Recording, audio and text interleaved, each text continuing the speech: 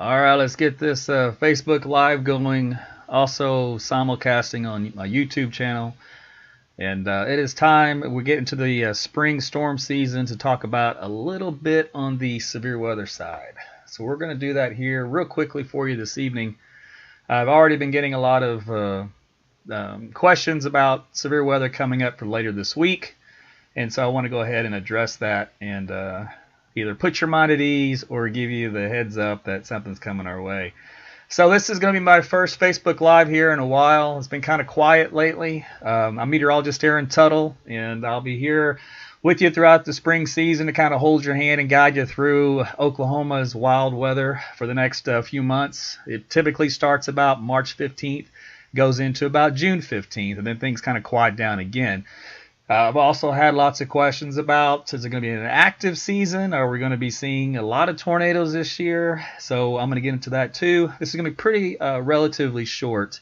I'm not going to go in too much in depth tonight because I know it's a Sunday night. A lot of you getting stuff done here, probably spring break wrapping up, and you got to get back in the swing of things. So we'll see how all that stuff turns out and goes on.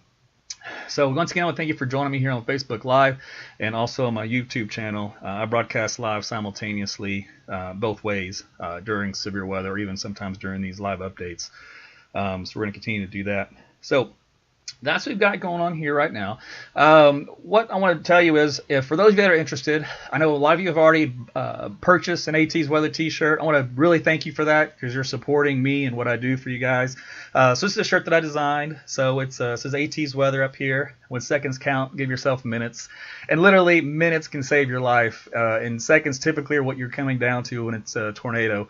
And I've had a lot of people say, hey, we love the coverage because it doesn't have a lot of anxiety. There's no hype or drama. So I took what you guys' comments were and I put it on the shirt. So I appreciate if you support me if you want to buy one of these. They're on sale until about midnight tonight, and then the campaign ends.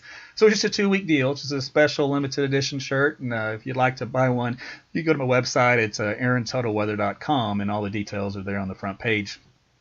And they're only $20. And they come in women's tee, the V-neck, and also this generic shirt. So for those of you that already bought one, thank you so much from the bottom of my heart. If you'd like to get one now, again, you guys take a few hours. So without further ado, I guess, let's go ahead and get on into the business of what we're all here for tonight.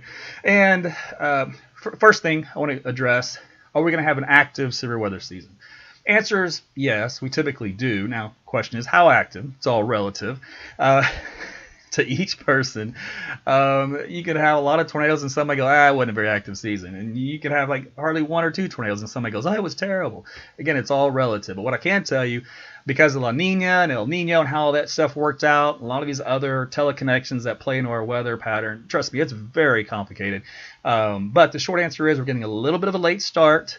The very end of the month. So April should be pretty active and May be pretty active. So I'll kind of make up for it a little bit. Slightly above normal as far as the severe weather output is concerned. That does include probably a few extra tornadoes. So that's it. I'm not expecting anything crazy, but it should be a pretty, typical season here in Oklahoma. So hope to answer a lot of your questions that I've been getting here off and on for a while now. So this is a pretty neat thing. And the other thing I want to say is, at some point, Facebook, even though we're all doing these Facebook Live things, they're going to start rolling commercials, just like you'd see on television. So if you see a Facebook Live commercial that lasts for 10, 15 seconds, now you'll know why. So when you do it, just hang in there. And then what happens is Facebook tells me take a break. So I take like a 15-second break, and then we come back and we talk about the weather. And so that's what we're going to be doing here for tonight. So once again, thank you for joining me. Now, let's go ahead and talk about some maps, right? Because you guys want to know what's going to happen later this week. So the next question was, are we going to get severe storms? The answer is, sure, why not? We're going to get severe storms at some point. Now, coming up by this Friday, likely there's going to be a couple. There's going to be a big outbreak. You know my rule. What's my rule? Somebody say it. Somebody type it on the comment box. I'm going to wait for it. I tell you to wait how long before you start talking about tornadoes or anything really dangerous. And it's 48 hours. So if you're typing in 48 hours, awesome. You are doing the deed. You're paying attention. So let's go ahead and get to the maps we talked about.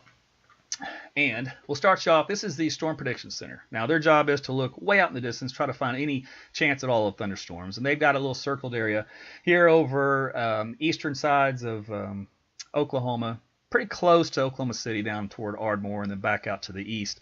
So you can kind of see how that's panning out.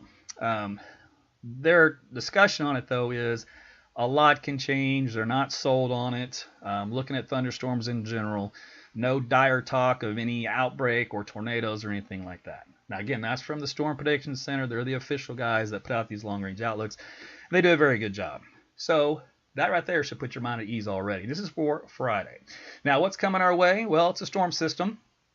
This is the 500 millibar level. This is the mid-levels of the atmosphere.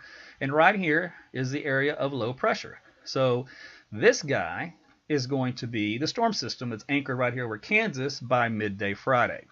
Now, when I say midday Friday, that means that the system is already mistimed for Oklahoma. So the trough axis already comes through like this, and you get all your lift east of this axis. So that means this is noon on Friday. That means western Oklahoma, no threat of severe weather. Central Oklahoma, pretty much not much of a threat of severe weather either. Far eastern Oklahoma, Arkansas, Missouri, that's where your threat of severe weather is. And again, keep in mind, it's just one model of just one run. And this far out, things will kind of change and waver back and forth. But that kind of gives you an idea on what that one shows. Now, the other thing is, even though this storm system's coming in, you have to have instability to work with. Well, this is the measure of CAPE in the atmosphere. This is the raw deal. This is coming from the Gulf of Mexico, and it streams up north in this little gray area back in here. Well, the problem with this is pathetic. We're only talking about 500 joules or so here across eastern half of Oklahoma. It's very hard to get severe weather with that limited amount of instability. So another factor to negate a widespread outbreak at this point in time. Remember, keep in mind this is Sunday night. Now, of course, this is just the one model we looked at. We've got the European model. In this particular case, here's the area of low pressure. This is the center of the upper level low. And its timing is a little different. Let me look at the time on this. This was for Friday morning. Okay, so this is Friday morning. So the trough axis is right about here. So you extrapolate here for a few hours. This low will move east. That'll force the trough axis to about here by late afternoon. So for the timing, the European model is a little more favorable on the timing of severe weather to develop in central Oklahoma than east. Whereas the GFS model was already too fast with the system, it's pushing it off to the east. So that's just a couple of our main global models that will duke it out over time. Now here is something else I wanted to show you. This is the Canadian model, and it's jives with a lot of these other ones. And I'm going to show you the dew point values. So this is, let's see, let's go Friday morning. All right, Friday morning we have dew point values. Hard to read on this map, but they're in the low 50s for the most part here in central Oklahoma. Okay, where's the really dry air? Well, it's out here in the panhandle of Texas. And this thing's going to surge east Friday morning. Okay, so what that triggers is we'll have any rain at all will be with that confined area of moisture in the morning. And as we head into Friday afternoon, which is this timestamp here, any area of low pressure, the surface would be up to the north with the dry line kicking in here across the I-35 corridor by the afternoon. Well, these dew point values in here are going to be into the upper 20s to around 30. So if we didn't get much rain in this area in the morning hours on Friday, that means the fire danger goes up a bit for Friday afternoon. So this storm system could easily end up being more of a fire producer than it could be a storm producer, especially for western Oklahoma. Eastern Oklahoma, you still got a pretty good shot of some return flow of some low-level moisture. It'd be ankle deep, which means not enough to sustain some really strong updrafts for severe thunderstorms, but enough to give your garden variety, thunder, lightning, maybe a little bit of small hail and some pockets of wind, but that's kind of typical around here. So that's kind of the way that looks. Okay, so I hope you guys have enjoyed this weather update. I told you it'd be relatively quick. I just kind of want to show you what's coming up with our first storm system here for Friday, and there'll be others after that. And eventually the Gulf of Mexico will open back up, and then things will get a lot better as far as the moisture is concerned.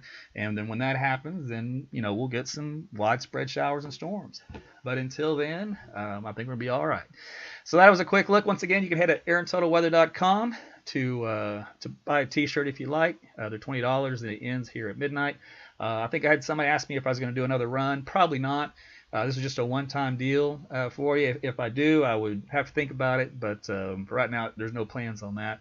And if you haven't tried my app yet, Try it out. It's free. AT's Weather to Go. Look it up on iTunes or the Google Play Store.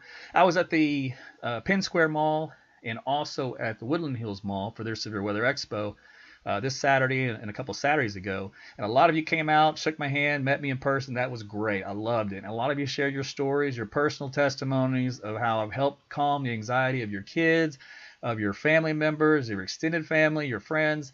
That is so great to hear. And then a lot of you tell me, hey, I've got my friends and family from other states using your app. Hey, bring it on, because that gives me warm fuzzies and allows me to keep doing what I'm doing. And I do appreciate that. So with that said, everybody, have a great Sunday evening. And we'll do more of these as we go throughout the season. I'll have a little bit more time to chat with you a little bit as we go through time. All right. Thank you. Good night, guys.